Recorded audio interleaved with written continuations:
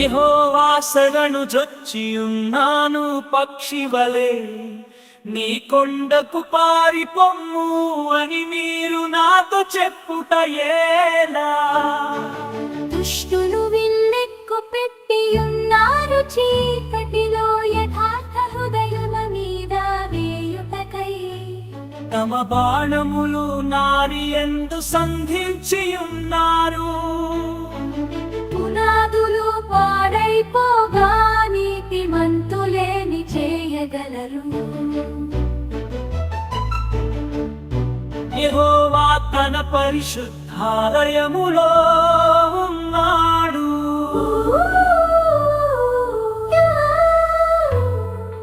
యెహోవా సింహాసనము ఆకాశమంతది, ఆయన నరులను కన్నులార చూచుచున్నాడు.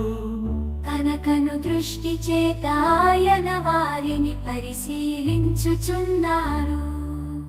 యెహోవా నీతిమంతులను పరిశీలించును, దుష్టులను బలాత్కారాసక్తులను ఆయనకు అసహ్యులు.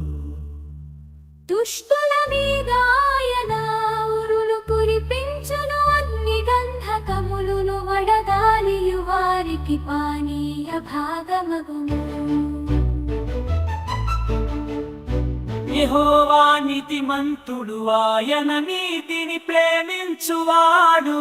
యథార్థవంతులు ఆయన ముఖ దర్శనము చేసెదరు.